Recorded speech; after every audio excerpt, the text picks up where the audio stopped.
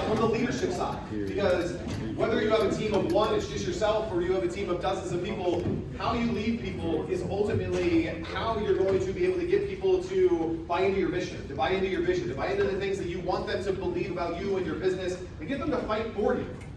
Which isn't always the easiest thing to do. So, a little bit about Craig. Craig is an executive advisor, fractional COO, and leadership strategist, helping CEOs fix misalignment, strengthen leadership, and install the systems their businesses need to run independently. Craig embeds inside organizations to rebuild clarity, accountability, and performance, leaving teams so aligned that they no longer need him. That's nice. You like hire him once, and then you don't need to hire him again. Very bad business model, but works really good. He has advised leadership teams through scale, restructuring, and growth, and companies that have collectively raised over $500 million, and is recognized for turning chaos into durable operational excellence. Guys, let's give a big brand ventures welcome to Craig Wahl.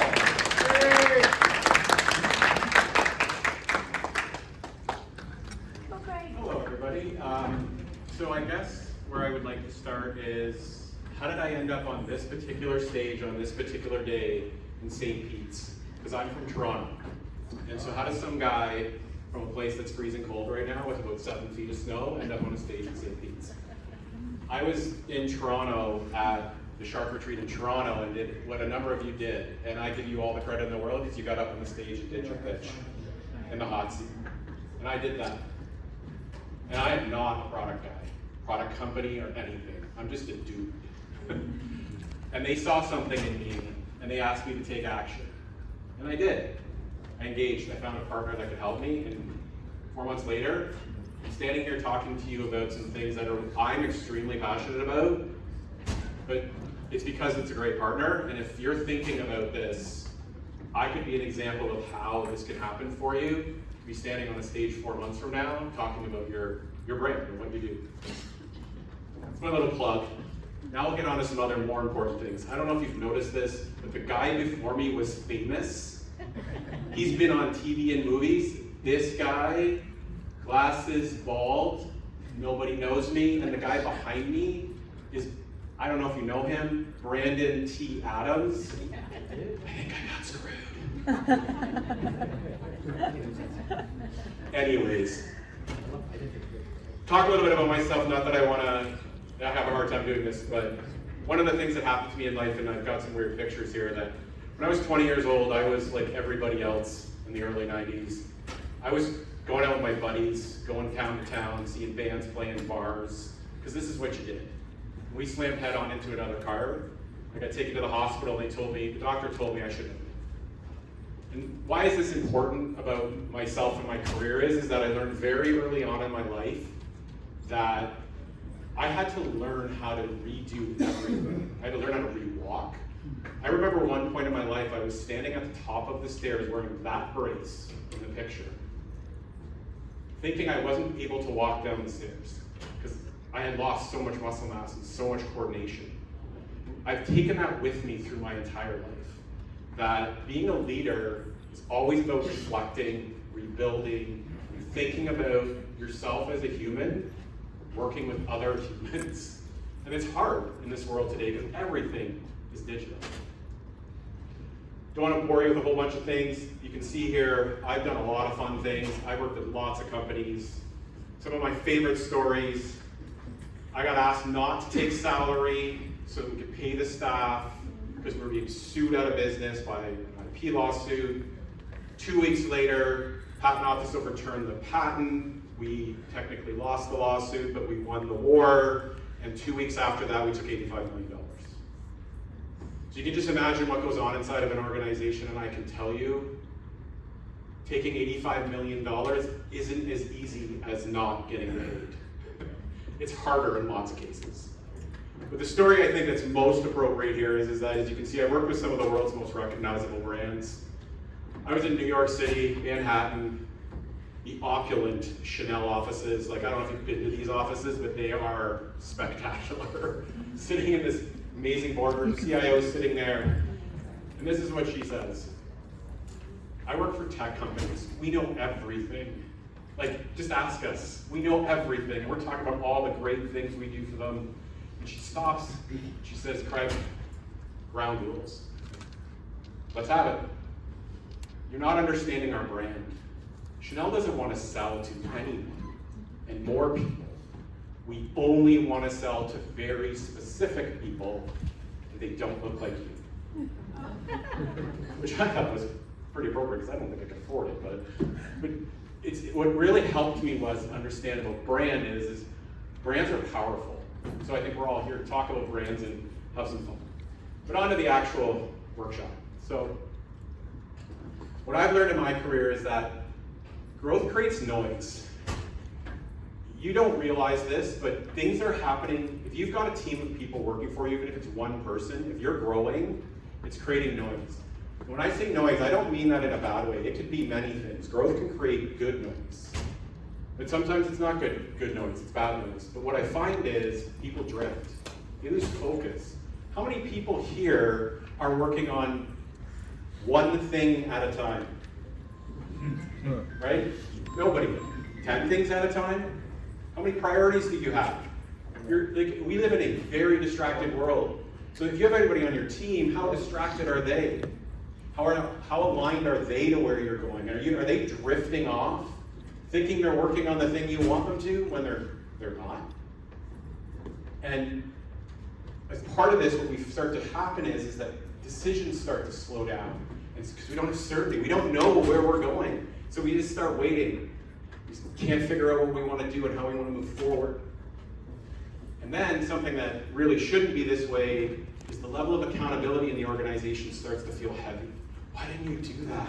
Oh, how come we didn't get that done? Oh my goodness, why did this go on? It starts to feel heavy, not helpful. And accountability should be helpful for your organization. So I believe, through my own experiences and just what I've seen in the world, is there's not a single person in the world that was born to be a great leader. They've gotten there because they've gotten experience and exposure. They've recognized that leadership is actually a system of skills that you learn over time. Anybody can learn on how to be a great leader. That I believe. But it's recognizing that it is actually skills. Anyone in here ever been an individual contributor and your boss comes to you and says this? Hey, you're awesome at what you do. Want to be a manager? Yeah, it's awesome. I'm succeeding. Then do they do this? Hey, I would really like to help you understand what it means to be a manager and what your responsibilities are and what we expect from you and how to manage people and how to manage the business. No. Why didn't that get done? How come this isn't working? Do you know what you're doing? That's what happens. Because we don't give people the opportunity to learn skills to be a better leader. And that's my mission now in life, is to help accelerate leadership for people who are trying to grow organizations. Give the people in your organization an opportunity to be better at what they do. Help them help you get to where you want to go. Because this is about one thing. Getting some customers, and hopefully a lot of them, and keeping them. That's what businesses are about. So if you have the right people in your organization, as the big brand team talks about, the dream team, what do you do with them? So we're going to go through a bit of a workshop here. We're going to talk about a couple of key concepts. What I'm here presenting today is part of a workshop I run, but it's like a 2-day thing, kind of like we're doing right now. We're going to fit it into 30 minutes. 27. Everybody talks about trust. This is a human interaction. But as a leader, you need to recognize this is the foundation on everything you do every day is built on. And do not discount this. We know this because we build trust between ourselves all the time. It's a series of small interactions that happen that someone starts to have trust in you. And this builds over time. And everybody loves each other, and we all trust each other, and then one thing happens. Just one. Not the 10,000 things that happened before.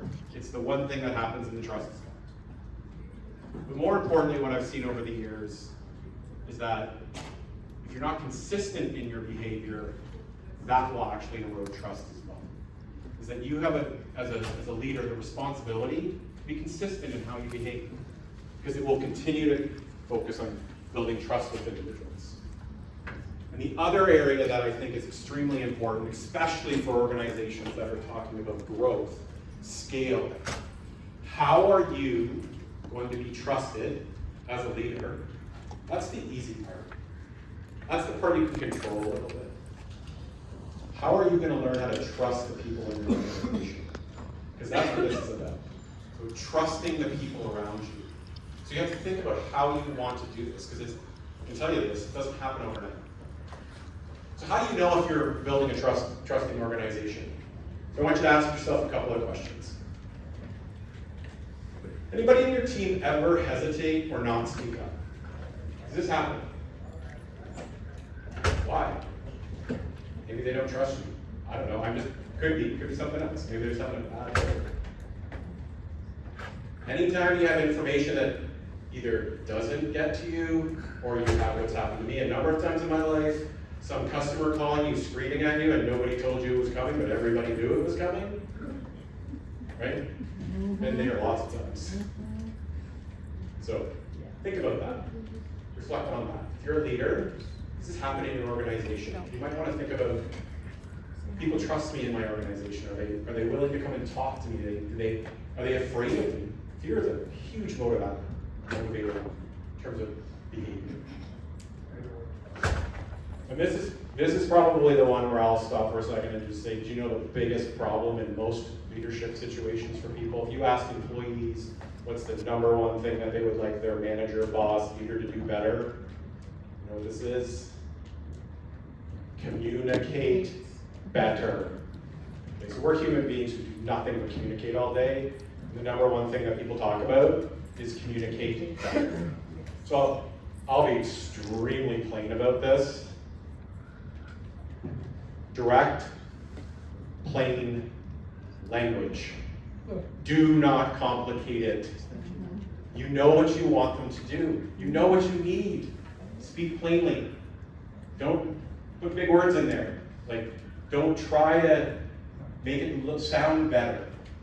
Your team is around you all the time. They know what's going on in your organization, so speak plainly and speak directly to what you need them to do. And celebrate progress. This is huge. We get caught chasing something. I call it perfection. It could be the event at the end of the day, new sale, whatever it is. Don't celebrate that. You're on a journey. You're trying to grow your organization, and a leader, you're growing yourself. You're on a journey. Celebrate progress. Celebrate the movement of the business going forward and people growing. That's what you celebrate. And you provide direction over delay, meaning you know people need some direction from you. That's part of your job as a leader. You make decisions. Give them direction. Help them. Make sure that they're going in the right direction. So I ask, anybody have any decisions in their organizations right now that you're waiting on? You haven't made? Because I'm sure you've heard this before. Does anyone know what the worst decision you can make is? No decision. You got it. Why? Why do we think making no decision is the worst? I have this thing about doing things with people or doing things to people as a leader. When you don't make a decision, you're doing things to people. If you think about your life, do you like it when people do things to you? No. Right? No. But, so do things with people. As a leader, you got to do it with them, not to them. And this is a very nasty word. Everybody hates this word, accountability. Accountability is not really that bad. First thing, it's a loop. It's a loop. If you want to be able to hold someone on your team or someone in your organization accountable, let them hold you accountable too. It goes both ways. It's not one way. Thou shalt. No, I don't hold up my end. Call me out. Tell me. Talk to me. This is a relationship you're building with someone. You need to be vulnerable enough to allow that to happen. But it's also not okay to do what I see most often. Set expectations, and you might do it plainly, clearly, and they know exactly what to do, and you don't go back and inspect it. So this phrase is something I learned early in my career, which was, inspect what you expect.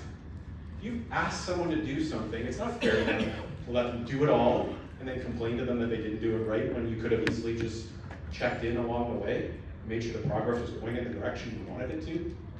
So this is not micromanagement. That's not what this is.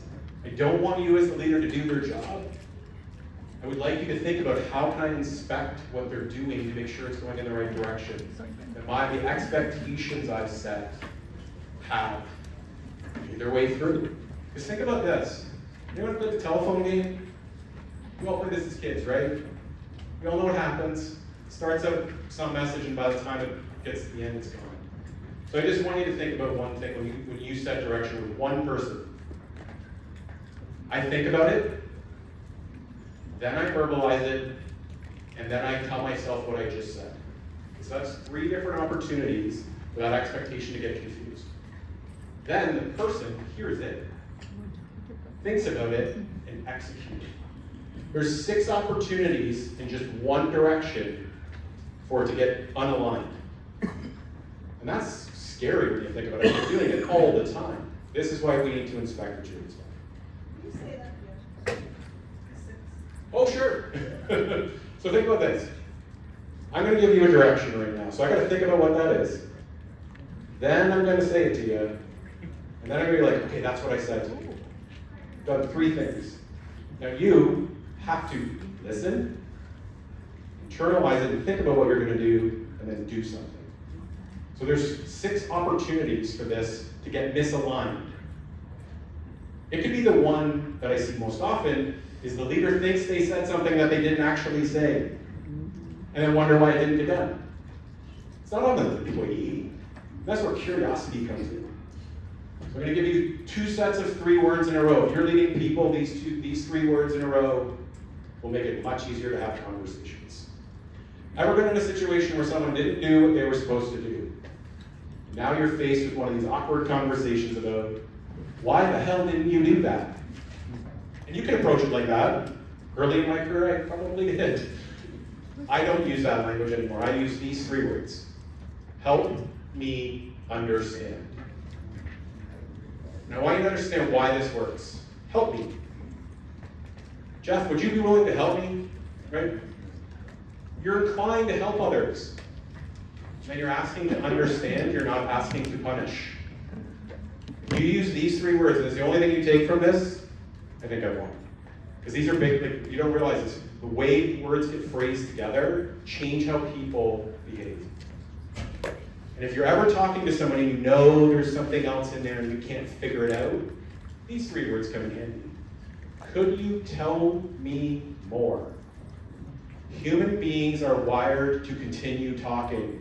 They love talking. And we tend to, as leaders, take over rather than just stay curious. Keep asking questions. And I encourage you as a leader not to be curious to respond. I encourage you to be curious to learn. Because that's ultimately what curiosity is. Who remembers being a kid? Right? We were wildly curious. We would do so many things. Why? Because we wanted to learn more things. As a leader, you should want to learn more things about who you have on your teams. So be curious. I'll tell you a little story about how this happened to me. I was working in an organization that was growing so fast, and we were hiring 15 people a week for like 4 or 5 weeks from now. And I was getting really frustrated because people weren't doing what I thought they were supposed to. My boss pulled me aside and he pulled me into a room, and it was literally like a glass office with a TV and a whiteboard. That's what technology companies love, right? Whiteboards. I do miss them. But this is what he did. He literally drew a triangle on the whiteboard. And he drew a little flag at the very top. He says, this is Mount Everest. Anyone climbed Mount Everest? Seems like something that would be pretty hard. Okay.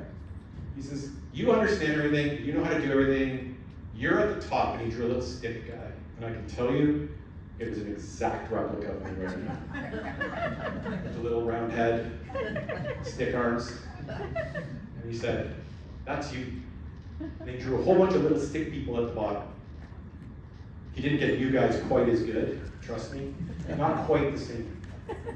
He said, this is your problem. You're standing at the top of the mountain looking down and going, why aren't you up here? He said, that's not your job. Your job, erased the guy at the top of the hill, and he drew a little guy about a quarter of the way up, and he drew him with a little backpack. He says, you're the Sherpa. Your job is to get people up the mountain.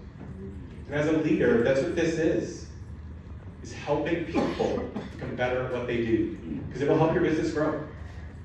So, before we get into a little exercise I would like you to do, when was the last time you remember inspecting or reinforcing any of the expectations you set with any of the people on your teams? And so, what I would like to do is a drift check.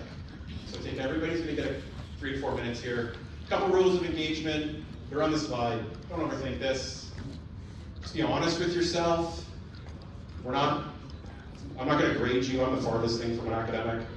I just want you to be honest with yourself. If you ever have a leadership behavior, you think a leadership behavior you have right now that's drifted away from what you'd like it to be. Is there a piece of clarity in your business that's missing? This is my tip. You have leadership rituals, and if you don't, would you start one? Or if you have them, will you start? What do I mean by this? Sometimes it's like something simple like a daily stand-up, or like a check-in, or like a coffee meeting. But the one I love to use is once every month or so, I would get the team together and tell them what a big mistake I made, how I handled it in the business. I didn't do that because I'm a hero. I did that because I wanted them to do the same. Take risks, fail. They needed to know it was okay. So take a couple minutes, check in with you, see who wants to talk to us about some of the leadership things going on. So, have I?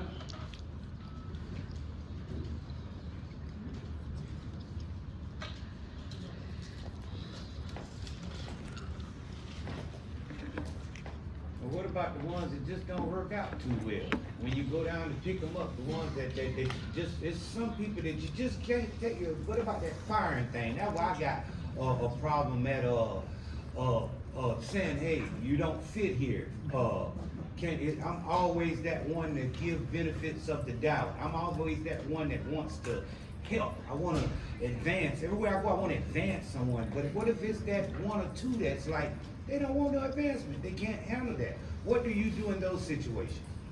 First thing I do in a situation like that is take a moment to figure out why the behavior is the way they are. And I'll give you four and a half things that could be the cause. Without confrontation. I just want to put Yep, that to you. I'm with you. Yes, sir. Dude, I'm Canadian. We don't even know what confrontation is. Okay. We don't have an army. Yes. That's not true, but it's close. Like I said, it's not true, but it's close. You got it. Okay, so let's get back to your question while I joke here. Okay, four things. One, do you know this? And this is a human work thing. Is this a problem which the person won't do it, can't do it, doesn't know how to do it, or you keep riding it on your white horse and doing it for them? Because it's one of those four. Do you know the answer to that? Sometimes it's one and sometimes it's a combination, but I'm with you. Okay. Yeah, Because how you handle this depends on what the problem actually is. If it's a will problem, if it's a I won't do it problem, that's hard to deal with, and there's ways to deal with that. If it's the middle two, I can't or I don't know how, that's easy. That's on you to take some time and teach them how to do it. That will solve that problem. Now, if it's the leader override problem, that's going to be on you as the leader to stop riding it on your white horse and do it, and that can be hard. But there's one other thing that I've realized over my career about what happens to people. They get super distracted, unfocused, and busy, and this is what happens to them. I'm good at this job. I know how to do this. I know how to do this. I know how to do this. They don't know how to do that. Set it aside. I know how to do this. Don't know how to do that. Set it aside. And every day they do that. And they set the same 3 tasks aside because they want to accomplish things. They want to do things. They want to feel successful. But what they're not willing to tell you is why they won't do the things. That's where you gotta come back to, is this a willingness? Do they not have the skills, not have the knowledge, or an unlikely situation, but you might be all right. And how can you have a longer conversation about how to get at that? Because it's a series of curious questions, and I'll come back to 3 words that I think every conversation you start with when something goes sideways. Help me understand. Help me understand. Help me understand. Are you having a tough day? Help me understand, like, how you did that, or like help me understand why that happened, right? See what they're gonna say. You might find something surprising. Like, one of the things that used to surprise me when I was really early in my career is employees that were afraid to tell me they couldn't do something because I thought they could do it. I don't want my boss to know I can't do that, right? And you're in there asking them questions. All right, so I've asked you to do some work here. And I know the work I'm asking you to do is going to be a little bit easier than this next guy, because I've been through what he does, and it's serious. Anybody want to talk about maybe something in their leadership style they think maybe you drifted, you're feeling like you got something that's not clear or is missing in your business? Maybe you want to discuss good rituals, because being a leader is about rituals and doing the right things. So, anybody want to share what they're thinking, what they wrote down? Go for it. So, as decades and decades, we were going in business, talking to CEOs, better business, running nonprofits. Now, we started own businesses. I was just tired of all the check-ins, all the procedures, all the manuals. I mean, we're writing manuals for 1%, we're never do any practice. So it was just exhausting on my part. Not to want to come back here. And just realize sitting here that when we don't do that, and if we're growing, you don't really very specific for everyone that's coming on board. Because the core know me so well, and they know exactly what the title is. Yeah. But now as we're bringing on new people, it's like, they I'll just need give a couple things about this. One, whenever I've done this kind of scaling, I know exactly where you are. I always build for like the 80 and left the 20 aside. Always. Always. Never chasing the perfection. Why on earth would I deal with a process for something that happens once every other month? If it keeps happening more often, then I'll weave it in, but like figure out what the core is. That, for me, that's where I always start. We live in a wildly new era here. Creating things like for work tools for people, like AI does it almost all for you. Like you don't have to spend a lot of time if you have the knowledge. Don't misinterpret me. AI won't do it for you. It will make it faster if you know what to do. That's the 2 big things, but I've never built process for when I'm scaling an organization for everything. Because we all know this. Oh, that's the old customer that came on, was the first customer we ever had. They don't pay for that. And they get this, and they get to talk. Oh, they want to talk directly to the CEO? Sure, they get like, right? We've all been there. And I don't build processes for that, right? Because it happens infrequently. But it's hard. And this new generation of the way we work, I'm not going to speak in terms of generational age, but this new generation of like distributed people and video calls and things like that. I'm a hard ass. If you're on a video and you're in a meeting, your camera's on. Right? Because I believe if it's not, you're not paying attention. I kind of know you're not, probably. Right? And what are you doing? Oh, I'm working. No, you're working in the meeting. That's why we're having the meeting. Don't just have meetings for everything. Good. Lots of strategy, right? But one of the big things I've always tried to do is, so when you're trying to do what you're going to do, you talked about your like people who know you. And I love these people because I've got lots of them. I socialize things with them. I'm telling them what's happening long before the teams are going to find out. Because when someone in the organization on the team says, oh, why are we doing this? They're like, oh yeah, no, isn't this great? Oh yeah, we're doing this for this reason. Or they help you. right? So things like that. But the biggest thing is do not try to solve for everything. And I always ask this question.